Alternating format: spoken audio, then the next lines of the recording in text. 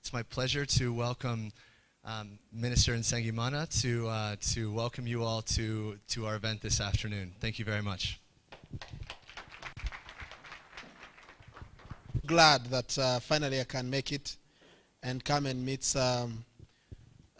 especially some of you who have had to fly in from different places in Africa and beyond to be with us and tackle this very important subject that has gathered us here today.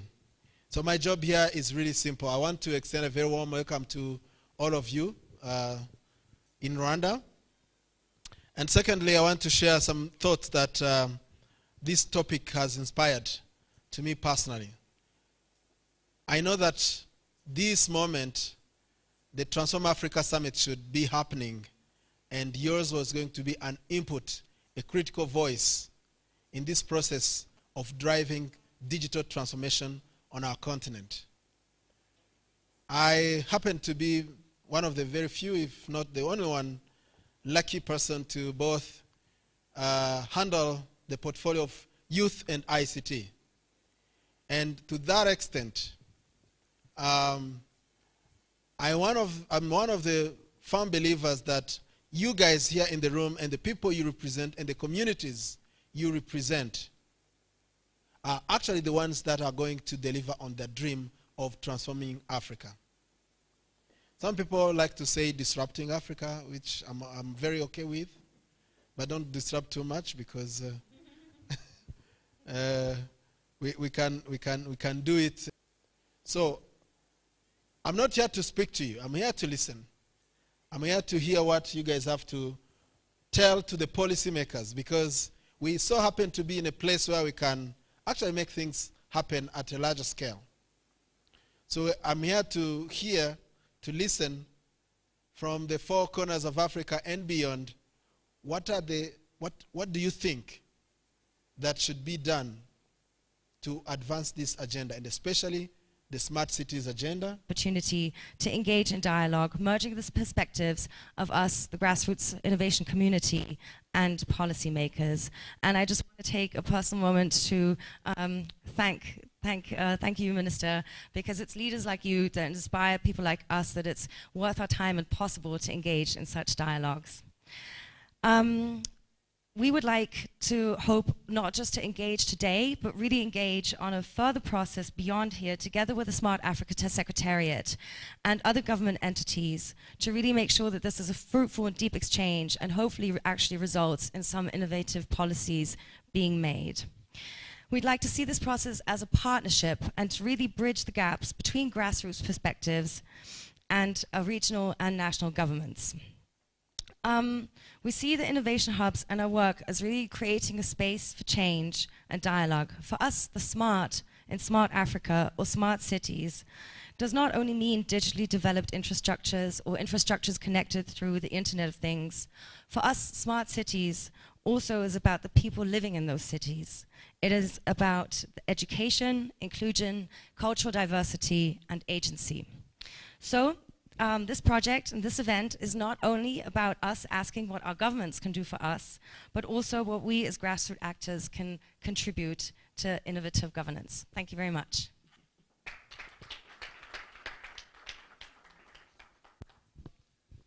Thank you very much, Geraldine. Next, I would like to, we're talking about these, Geraldine mentioned this group of people we've brought in from across the continent. You're lucky enough to be able to hear from two of them and to hear like a nice 15-minute presentation about the projects that they're working on. So I'd like to invite Sename Kofi to come up to the stage and tell you all about his project in Togo.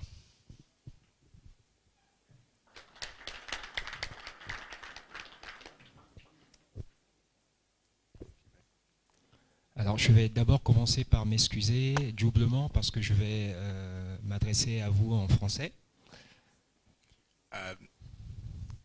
Sename wanted to apologize to everyone that he'll be speaking in French, but I'll try to translate unless everyone can understand French. Et aussi parce que mon propos pourra paraître un peu décousu.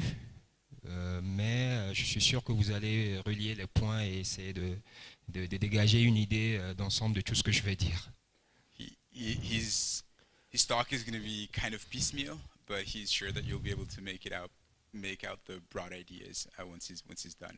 Alors la première chose dont je voudrais que nous prenions tous acte, c'est ce changement de civilisation au cœur duquel nous sommes tous et qui nous a fait passer de systèmes très centralisés vers quelque chose d'un peu plus distribué.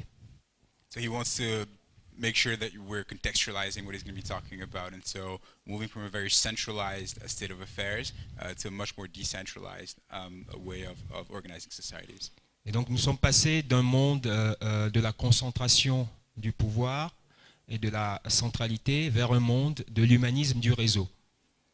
So really think about humanism and networking as the core principles that underpin our societies. Et le premier effet que cela a, c'est que les pouvoirs qui étaient concentrés sont maintenant distribués et tous les monopoles sont en quelque sorte un peu menacés. And so what we're seeing is monopolies being threatened and power being moved away from central spaces. Alors, le monopole de l'université est très bousculé par les MOOCs. Le monopole de la banque a été très bousculé par le crowdfunding. Et le monopole de l'industrie est par exemple bousculé par tous ces makerspaces, ces Fab Labs qui sortent et qui prétendent pouvoir créer, produire des objets dans la proximité. So industries are being disrupted by Fab Labs. The banking system is being disrupted by mobile money, and universities are being challenged by MOOCs and other online courses. Et tous ces bouleversements sont rendus possibles par le boom technologique et la révolution digitale. And what underpins this is actually technology and digital revolution. Et ce que j'aimerais que vous compreniez, c'est que le monopole de l'urbanisme, qui était détenu par l'État et par les spécialistes, va lui aussi être bousculé. And the monopoly of urbanism and urban planning in general that was centralized within governments is also being challenged by new ideas. Il ne faut pas que ça vous fasse peur, monsieur le ministre, parce que ça ne sert à rien. Il ne faut pas que vous essayiez de combattre ça, parce que vous ne pourrez pas. So there's very little purpose in trying to battle with these changes. They will not really be stopped. Alors il faut plutôt voir ça comme une opportunité et comme quelque chose de très intéressant, parce que surtout en Afrique, à côté de l'urbanisme réglementaire, de l'urbanisme des master plans dont Kigali est un modèle, il y a aussi un urbanisme spontané. And so when we look at urbanism and urbanization and the way it's evolving, there's a very planned way to think about it, but there's also very much of an organic movement that we also need to acknowledge. C'est l'urbanisme que font les cordonniers dans la rue, c'est l'urbanisme de cette jeune fille qui tombe enceinte et qui abandonne les études et devient vendeuse ambulante. Tous ces gens-là transforment au quotidien la ville africaine. And so we see this in especially the informal sector, people that are making choices that are very informal but that shape the way our cities actually live day in, day out. Et vous pouvez me croire, il y a plus de créativité chez ces petites gens que dans les universités. And that's where you see the real crux of creativity happen, is in these informal spaces, in informal settlements, rather than in formal university or academia settings. Donc il faut plutôt voir ce boom du digital comme une opportunité qui démocratise l'expression de ces petites gens qui ont aussi beaucoup de créativité et qui donc peuvent apporter quelque chose dans la façon de penser la ville et de transformer la ville. En tout cas, quelque chose de différent de ce que Cisco pourrait proposer. And so we've got to think about this actually as an opportunity to open up the democratic process, where more people can input into the way we shape cities in a very different way than large corporations would be ever able to do, because they're not tapping into that resource. Et ici, il faut faire une petite critique de la smart city telle qu'on continue à l'aborder, pas seulement en Afrique, hein, partout. C'est que c'est toujours drivé par cette vision top-down. And so, and this is a criticism that must be levied against the way some of the smart cities are being built, which is a very top-down approach. Et bon, la smart city a d'autres écueils aussi. Il y a un écueil philosophique aussi que j'aimerais partager avec vous. Si vous considérez que la smart city, c'est la ville qui est produite par les technologies, il faut savoir que les technologies évoluent tous les jours. Et donc la smart city, conceptuellement, c'est quelque chose qu'on ne peut jamais atteindre. C'est un horizon toujours fuyant. And so even philosophically thinking about what a smart city is, if it is driven by technology and change, those are ever-changing processes that can never really be attained. There's no fixed end to it. And so the process is what's important. Donc il faudrait penser au-delà de la smart city, parce que la technologie étant aujourd'hui une commodité, ça ne peut plus être quelque chose qui construit un concept, mais ce que la technologie permet. C'est la cité de ce que la technologie permet, pas la cité de la technologie. Yeah, so we could think about smart cities as the place that is enabled by technology rather than the place that is driven by technology or that technology allows. Et ce que la technologie permet aujourd'hui, c'est la démocratisation de l'expression et c'est la démocratisation du pouvoir. C'est le fait qu'aujourd'hui, tout le monde peut s'exprimer à travers les réseaux sociaux. Aujourd'hui, les technologies sont de plus en plus miniaturisées, elles coûtent de plus en plus moins cher, et donc chacun peut développer de la technologie à son échelle et contribuer à la pensée globale technologique. And so really the way we could be thinking about this is about, again, opening up the democratic space, technology being a form where people can express themselves freely, can create a technology much more freely and in a different way. Alors j'aimerais faire juste un peu d'histoire, une histoire courte pour vous montrer que réellement la smart city est en crise. En 2004, quand j'étais encore étudiant en architecture, on parlait beaucoup de la ville durable. And just a little story to sort of illustrate what he's saying. When he was a student, there was a lot of talk about sustainable cities. On ne parlait pas encore de la smart city, on parlait de la sustainable city. Et dans la ville durable, la catégorie, c'était l'érudition. Et la figure principale dans la ville durable, c'était l'architecte.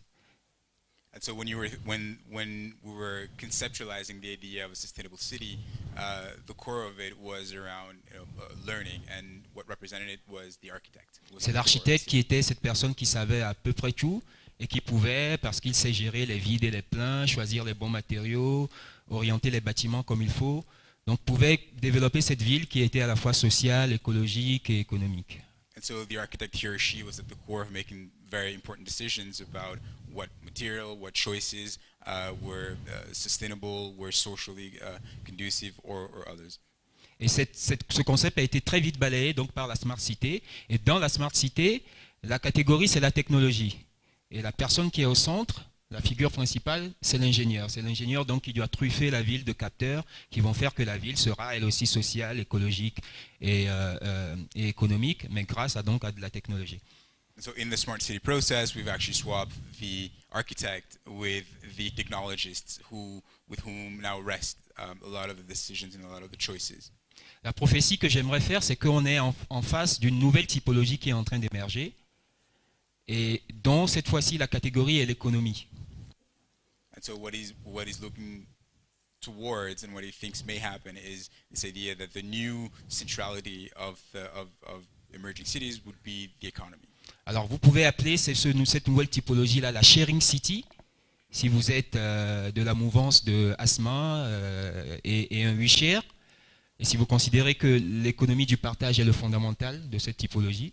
And so there's many ways that you can think about the economy, and you could look at it from the viewpoint of the sharing economy, a very different socially driven economy, ou alors vous pouvez l'appeler la cité de la 4e révolution industrielle, si vous êtes plutôt de la mouvance de Jeremy Rifkin et que vous considérez que c'est les smart grids qui vont faire la ville. If you're thinking more along the lines of Jeremy Rifkin and you're thinking about smarter grids and smarter industrial processes, then you're looking much more at spaces. Ou encore la co-city, si vous pensez que c'est les logiques de pair à pair et le commun qui vont modeler cette ville-là. Or if you're thinking about peer-to-peer engagements, then you're kind of thinking about a co-city model. Dans tous les cas, quel que soit le nom que vous lui donnez, la ville de demain sera donc une ville qui va fonctionner sur le réseau et qui va capitaliser sur la démocratie que permet le réseau. But what all these things have in common, nevertheless, is the idea of networking and sharing that will really be at the core of building the next generation of our cities. Et quelle sera la figure centrale dans cette nouvelle typologie? Eh bien, c'est l'entrepreneur. And at the core of the city will be the entrepreneur, Ce sera la start-up. the startup. C'est Airbnb qui décide de la façon dont vous logez. C'est Uber qui décide de la façon dont vous bougez. C'est demain Google Car qui va décider de comment vous allez bouger dans la ville. So it's going to be Airbnb, Uber, self-driving vehicles that are going to be really impacting the way we live. Et c'est Facebook qui décide de la façon dont vous échangez, vous communiquez. And Facebook will be deciding how you communicate. Et Facebook est sorti de la tête d'un gamin de 19 ans dans sa chambre d'étudiant avec du bout de code. And I mean, we all know how Facebook started in a dorm room, led by a 19-year-old. Vous pensez que les gamins de 19 ans en Afrique, dans leur chambre, n'écrivent pas du code? And do you really believe that 19-year-olds in Africa in their dorm room are not coding or not writing code? Je suis bien placé pour vous dire qu'il y en a qui écrivent du code dans l'intimité de leur chambre. And he's well placed and well suited to, state that there are quite a few that are doing it. Et un de ces gamins va peut-être lancer quelque chose demain, qui parce qu'il va en faire une start-up, donc va le rendre scalable, va complètement transformer un des aspects de l'urbain. Et vous n'y pourrez rien. And so, and one of these kids is obviously going to be the one that will, or many of these kids will be the ones that will be making the incredible shifts that Facebook was able to make, and there's very little that we can do to counter that. Et nous avons au Togo, par exemple, un projet qu'on appelle Urbanatic, qui est de réinventer la façon dont on mange dans la ville. On commence à le tester dans un rayon de kilomètre autour de notre lab, mais quand ça sera adopté par la population dans un rayon d'un kilomètre, eh bien, on va essayer de scaler, et cela va s'imposer peut-être comme la nouvelle façon de consommer dans la ville. And so even within there, in Togo and Lomé, where he's based, they're experimenting with a new way to eat and to consume food and to access food, and they're looking to scale up, and this may be a new model to think about food consumption in the next wave of cities. On a une autre start-up qui essaie de régler le problème des déchets plastiques. Je sais que vous n'avez pas ce problème-là ici au Rwanda, mais il est encore présent au Togo, et cette start-up qui teste ce produit-là dans un rayon d'un kilomètre autour du lab, s'il le valide, va essayer de changer d'échelle et ça va peut-être s'imposer demain plus vite que quelque chose qu'aurait décrété un planificateur ou un urbaniste. Luckily, you may not have this issue. You do not have this issue in Rwanda with plastic bags, but it's obviously certainly an issue still back in West Africa, and they're working with a startup that's trying to regulate plastic waste around their space as well, and looking to scale up around the city. Il y a peut-être en ce moment à Kigali un gamin qui a la solution pour le problème de l'énergie. There's probably a kid in Kigali that has multiple solutions or a solution to address the energy crisis that we are all facing. Et qui commence à le développer dans l'intimité de sa chambre. And that's doing it on his own, in his own space and in his own time. S'il arrive à le sortir de sa chambre, à en faire une start-up, à changer d'échelle et qu'il a les moyens, eh bien, le problème de l'énergie pourra être réglé via ce gamin plus vite que par une décision d'État ou par un colloque d'ingénieurs, etc. Yeah, so it's quite possible that idea may be more powerful than state decision making or very centralized forms of decision by engineers and others. Alors la question à se poser pour le décideur, c'est que faire, comment aider? So I guess the question for the system is how does it help these individuals? Donc il faut aider, il faut accompagner ce gamin-là à faire de son idée quelque chose de vertueux et de partagé. And so building that virtuous circle that can enable this person to share their idea is an initial starting point. Et la deuxième chose à faire, c'est de hâter le surgissement de ce truc-là, de faire en sorte que ça arrive le plus vite possible. The second element is to try to accelerate the way in which these ideas move from idea to fruition. Et c'est là que les tech hubs interviennent. And that's where tech hubs situate themselves. Les tech hubs sont ces lieux donc, où ces gamins peuvent avoir de l'écoute, de l'accompagnement et être confortés dans l'idée, dans le fait que la petite idée qu'ils ont peut scaler et transformer la ville. It's where they get comforted that their idea can actually move forward and can change things. Donc le décideur doit multiplier les tech hubs, mettre un tech hub dans chaque quartier, le démystifier, le démocratiser et ne pas laisser les tech hubs comme ils sont aujourd'hui comme quelque chose d'élitiste, mais de vraiment ouvert à la masse et à la marche en Afrique. So there's an opportunity and a responsibility for decision makers to think about having tech hubs be present in a variety of spaces and not leave it as somewhat of an elitist space that people can access. Je ne sais pas si j'ai encore 5 minutes. Si oui, Je vais oser une métaphore. Donc, pour vous convaincre que les tech hubs peuvent vraiment changer la ville, je vais oser une métaphore avec la société villageoise, la société traditionnelle africaine. Qu'est-ce qui, d'après vous, fait que le village fonctionne, le village est cohérent, arrive à se produire lui-même? So the question is for the audience to try to understand how tech hubs can be beneficial. The question is, what do you think makes African villages run? What makes them structured? What makes them work? Eh bien, parmi tout ce qui fait que le village fonctionne, il y a plusieurs choses, mais il y a deux dispositifs très intéressants. There's multiple things, but there's two things in particular. Il y a des moments et des lieux. There's spaces and moments. Alors les moments, c'est quoi? Les moments, c'est tout ce qui est fête traditionnelle, rite d'initiation, rite funéraire, etc., etc. Tous ces moments où le village se regroupe et refait sa cohésion, partage le savoir. Ceux qui sont en voyagé reviennent, refont la carte du monde.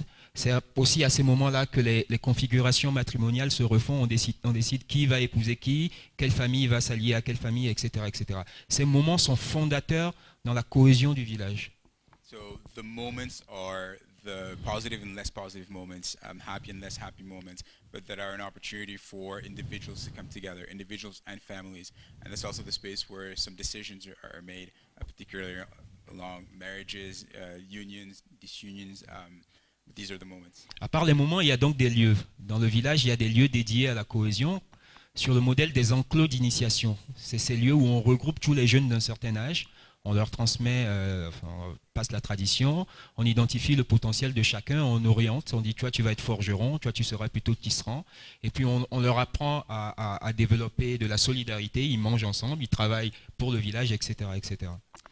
And the spaces is also what he refers to as traditional initiation enclaves, where decisions are being made about skills, jobs, opportunities for young children to move into so that they can be useful for the village as a whole. Et ce qui fait que nos villes ne marchent pas, c'est qu'on n'a pas ces dispositifs dans la ville. Il n'y a pas de moment dédié dans la ville pour que l'on se reparle, de moments dédiés dans le quartier, pour que on fasse cohésion et qu'on projette le devenir du quartier. Et il n'y a pas de lieu dédié, une fois qu'on a projeté le devenir du quartier, qu'on peut investir pour commencer à fabriquer cette idée-là qu'on a de ce que doit être le quartier. Those 2 points are not necessarily replicated in the cities as we know them. There's a few opportunities to come together and think about cohesion as a way to move forward, or to allocate the certain types of responsibilities that can help the community as a whole. Avec les tech hubs, vous réintroduisez ces dispositifs dans la ville. Vous avez des lieux qui accueillent beaucoup d'événements sur le modèle des barcamps, donc les gens peuvent se reparler, décider ensemble sur un modèle un peu démocratique. Et puis surtout, certains de ces lieux incubent de la technologie, comme les Fab Labs, les Makerspace, qui permettent aux gens de se mettre en projet, de commencer à fabriquer eux-mêmes la ville idéale telle qu'ils la pensent. And the tech hubs, or the hubs in general, are a space to replicate those two elements, the moments and the choices that do not necessarily exist elsewhere. Alors je vais finir par vous rassurer, Monsieur le Ministre, pour vous dire que quand on parle de bottom-up, il y a toujours un top-down du bottom-up. Le bottom-up n'existe pas sans top-down. Et que vous pouvez devenir le top-down du bottom-up. Si vous prenez en charge le bottom-up, que vous le ménagez, vous lui donnez les moyens de s'exprimer. Et si vous restez respectueux de ce qui fait le bottom-up, c'est-à-dire le hacker mindset. Merci. So I'm pretty sure I'll get this wrong. Yeah, so in the bottom-up process, there is a top-down process. And for the process to work, decision makers have to realize that they can be respectful of the mindset of the bottom-up while still making decisions. And so long as they're participating in this process and being respectful of what he refers to as the hacker's mindset, there can be a positive and reinforcing and virtuous circle that emerges out of that.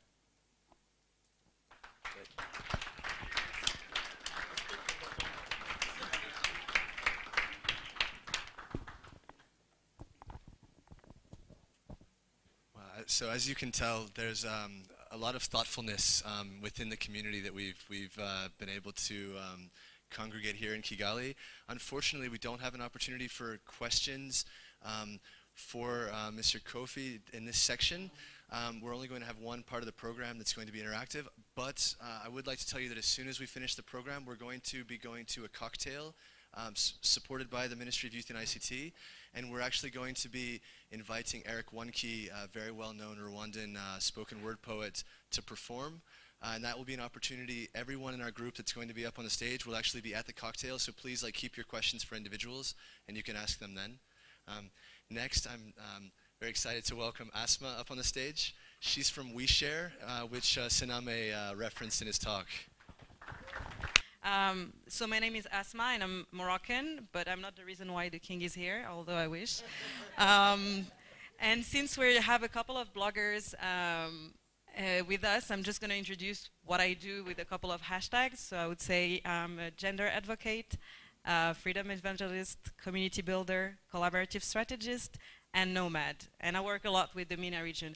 I'd be happy to explore all these different hashtags with you at the cocktail, but today I'm going to focus on the collaborative strategist and community builder, since I'm part of a network called WeShare. John for providing us a SIM card. So yeah, basically my presentation today is going to be around illustrating with a couple of examples around the world and in North Africa and from projects I've been part within WeShare. Yeah, my presentation is not visible. Okay, there we go. Okay. So yeah, collaboration is also is also being able to compose with les imprévus. There we go. Finally. Yeah, so my point, just briefly, a couple of words about WeShare.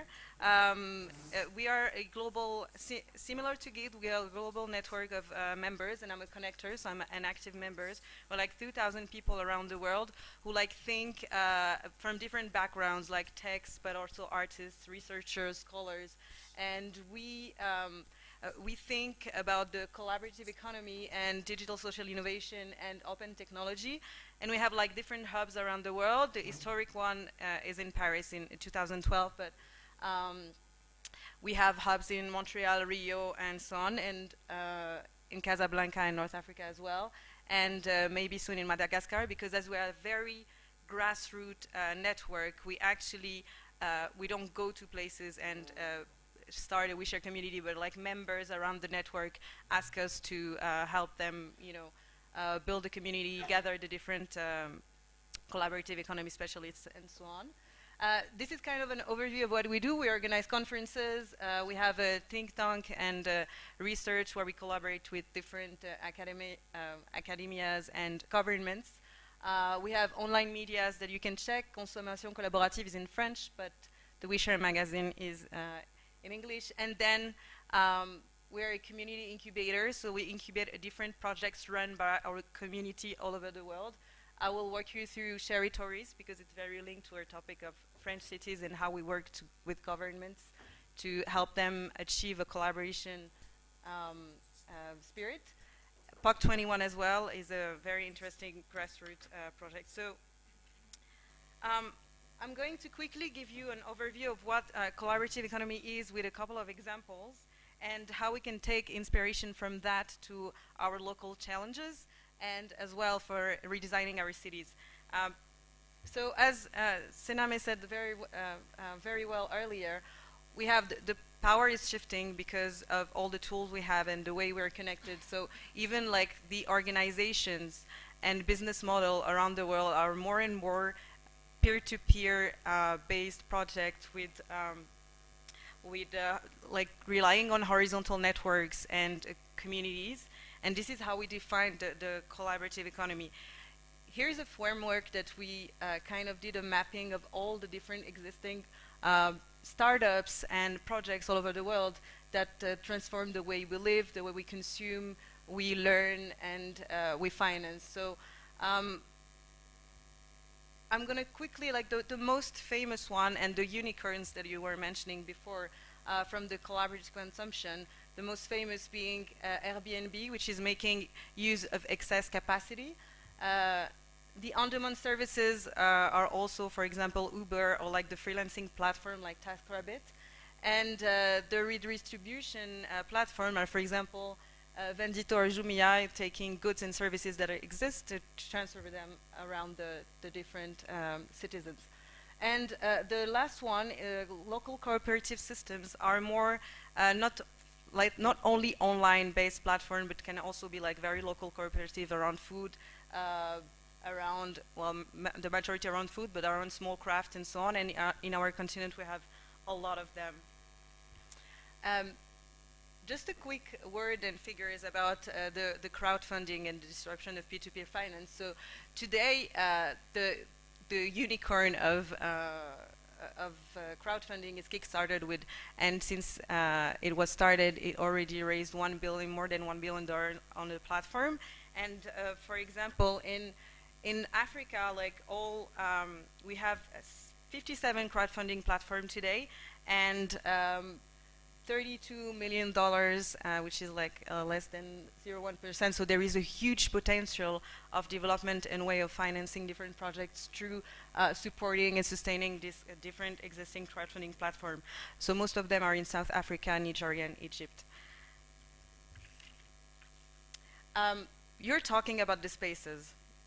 It's a very, very strong, important challenge and way of addressing our need to move from this public virtual spaces to physical spaces where we can meet and re-event. But I would just like to stress out that these are not only tech hubs, but you have a lot of different alternative spaces more based on culture and music and so on that are also very important for spreading this way of thinking in a more collaborative and working in a more collaborative spirit. And so yeah, today, like in just an overview of what we can make actually in the tech hubs that decentralize the global production to localize it in cities. So here's the project of Sename, but we can make cameras, houses.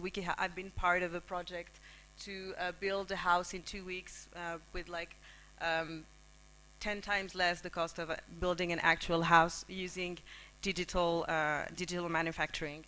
So the last point in which the collaborative economy disrupts our society is governance, and how we have a lot of different applications and management theories that use this horizontal and distributed way of interacting to regulate the organizations themselves. So for example, holacracy is one of them. This is a tool that we use to make decisions around our community. So just an online tool to vote developed by a network called Enspiral, very close to, similar to WeShare. And here are just a couple of figures on how the collaborative economy weights a lot in the world. And you can see that it's, of course, driven by 3 key unicorns. And it will lead me to a question after that, because concentrating this value among a few companies, is it really the model that we want? And the sharing economy, 5 years ago when we started talking about it in WeShare and so on, we have been like super excited about how it's going to change the world, make us very collaborative and so on. But at the end, we see that some evolution is that it kind of reproduces the most capitalistic way of accumulating value that we are kind of trying to disrupt with these models. So there have been a lot of development, and some cities are adopting it. At the end of the presentation, I will give you a couple of examples.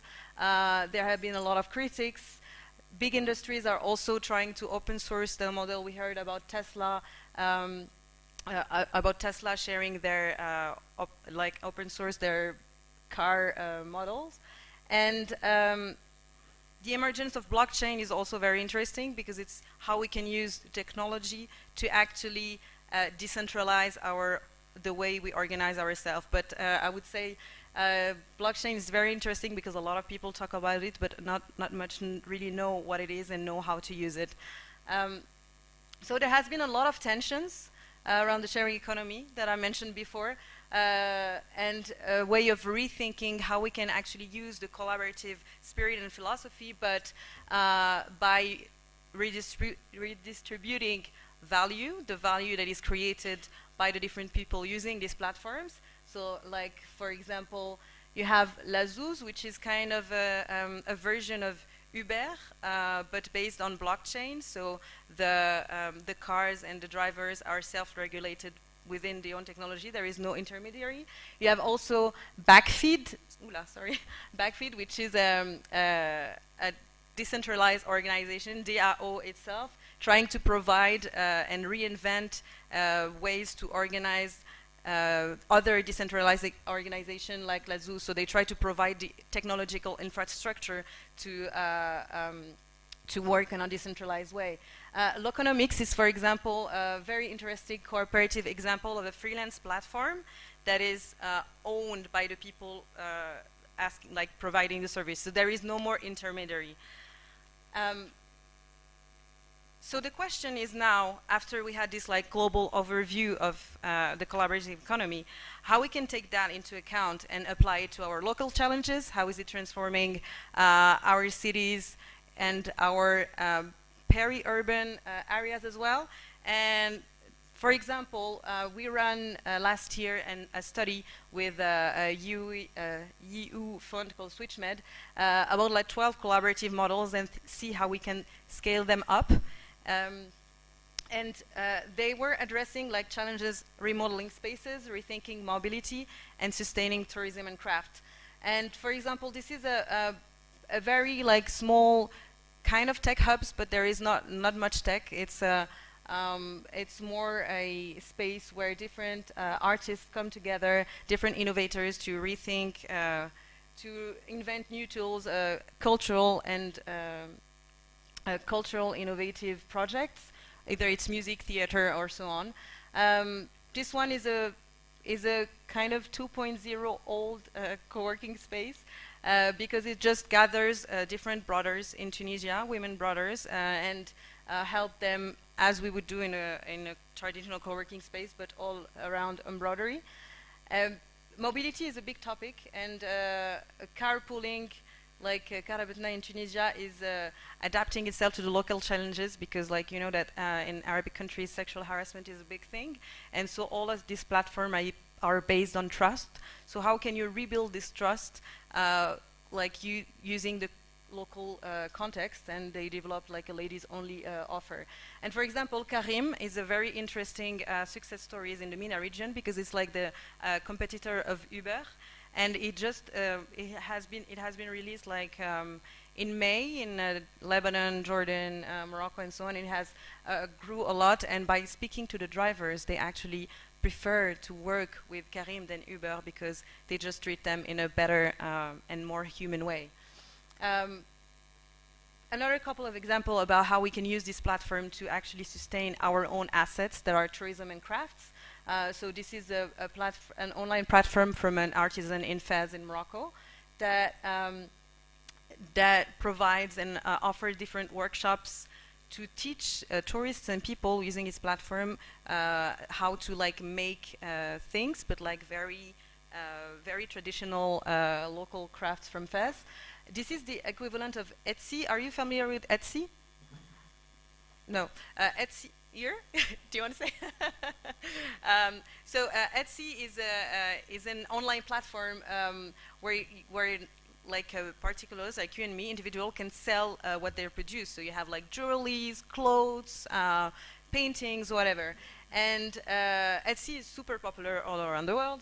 And this one is a kind of a local version of Etsy, where actually the local rural craftsmen in Morocco, it's called Anou, they are able to sell their craft and their rugs through the platform. So most of the clients are in the US because one of the guys who developed it is American, but actually they're super innovative in their own business model because it's a cooperative. So all the craftsmen that actually put online in a very simple technology that has been developed because they don't have smartphones, right?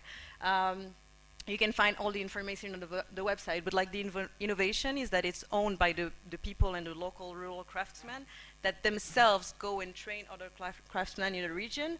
And I think it's a very beautiful example because it combines this like online and digital innovation with real local needs and assets. Saying that, the next level of scaling up this, do I have, how much time do I have left? Okay, I'm good. I want to share with you an amazing experience of collaboration that we had within WeShare called POC21 last year. Basically, and it's very interesting for you because it showed how we kind of selected and used very grassroots projects, and by putting people together in the same space for a certain period of time, we kind of achieved amazing things. So basically it was in Paris, and POC21 was called Proof of Concept. It was during the COP21 in Paris, and we wanted to prove that by gathering that there was another answer to the actual existing problem of sustainability around the world, provided by passionate people, maker, hackers. So we selected 12 projects, open source, answering sustainability issues. And during basically 5 weeks, we were 200 people living together. We set up the whole space. We equipped the castle, because castle was just the outside area, but inside there was no water, no kitchen, nothing. So we kind of, with the whole team and the whole participants of the program, had a week of setting up before even working on the different projects. So like we put a factory with all the digital tools that you can find in makerspaces, the different workshops, within the old staples, and the projects members were kind of working in prototyping. They were able, since we had tons of different mentors that were specialized in various topics, they were able to prototype using 3D printers their projects, and then going to build them in the factory. The main challenge was the co-living, but I can walk you through that either, but everyone was every day attributing tasks for living together in that space, because there was like no one providing certain services. Everyone was cooking, cleaning the toilets, doing guard tours and so on, from the mentors to the project member to the team. So it was the most challenging part actually, because we organized it on the way and on the flow. It was also zero waste, so there was no waste produced, and we were using only sustainable and zero impact products in this camp. And basically at the end we had an exhibition and we presented all the projects. So this is one of them. It's all these projects are open source, so you can basically build them here in your local Fab Lab. This is like a solar panel that you can put in a box and take with you in different areas. This is a 3D printed filter cap, and this project has been already partnering with different UN organizations to print it here, because it costs $1 for each filter cap. This is a shower that filters water in real time, so instead of spending and losing water, it kind of reuse the water that you use once until it gets cold or you're tired or whatever. And this is these guys developed like a manual tractor, and they're already working with tons of different agricultures within France.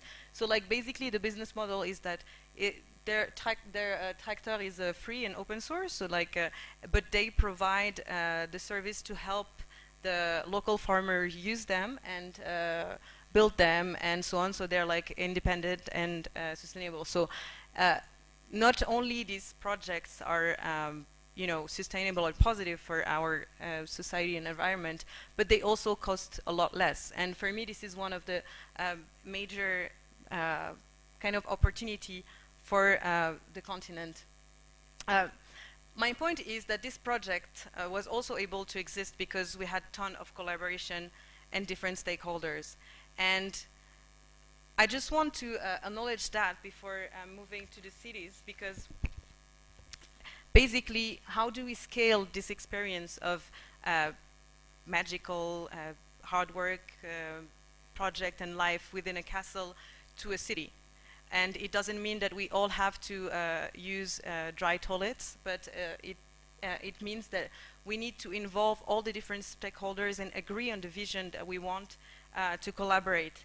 So through the work that we are doing with Sharitories, which is a toolkit that we have developed with WeShare, we've been working with smart cities, but to make them collaborative. So I'm just going to give you some examples of three smart cities that try to answer this question. So basically, what do we want? How do we leverage this paradigm of having a city where people share things with the distributed manufacturing? How do we resolve the problem of a platform economy versus, which would be Uber and Airbnb, versus platform cooperativism, so like different platforms that are owned by the users? How do we include transformation of the sector of work and so on? So here's a couple of answers for from sharing city to fab and maker cities to a city as a common. So for example, Milan has started, the city of Milan, in 2014, they launched a sharing economy and develop program. And they kind of, because there was a very strong and visionaire mayor, they kind of managed to set up different things from a space that people would know and where they would raise awareness with different kind of events, a startup incubator. They had a participatory budget where people actually voted to decide the couple of projects that were implemented, and a civic crowdfunding platform developed by the government. The city of Seoul is also a very impressive example, because they are kind of leader in the sharing economy. But since it's a huge city that is already super digital, and like it's 97% of people who have access to like just use the internet and have access to internet. It's also a city where 10 million people are lonely, live alone. So they had this like strong need to establish a new space where people could collaborate and share. So basically, since like now 4 years that it's been on, they have financed and developed tons of startups about the collaborative economy, and they have open different public spaces to the use of the citizens. So like either it's library or non-used government or local public or government facilities, parking slots, and so on. So not only encouraging financing, investing in sharing economy companies locally, not bringing Uber, but developing their own version of Uber, but also as a government providing and sharing their own assets. The maker city and the vision of decentralizing the production and moving from a product in, trash out model that we have today. So basically where things are, you know, you extract raw materials from Brazil or from Africa, then you transport them, then they are consumed in Europe, and then all the trash is just gone. Having like all this data exchange like globally, but then have the circle fabrication locally, thanks to the different tech hubs and different maker and hacker spaces. So actually Barcelona is kind of leading these movements, but you have different cities that pledge that they would be globally connected between them and locally self-sufficient. So this Fab City movement is getting big, and I believe that next year Paris will host the Fab 12 gathering. The last one is the city as a common, and Bologna in Italy did it pretty well, because it started by a very fun story where in 2011 some women wanted to just put benches in the park. So they tried like to make a demand, and at the end, after moving from office to office, they just couldn't make it happen, and they realized that actually, as citizens, they could not be part or participate in the local administrative decision. from this moment in 2011 today, like last year, the city of Bologna had a civic collaborative fest and like 100 of agreements of collaboration between citizens and their government for different urban improvement offer and proposition. So my conclusion is that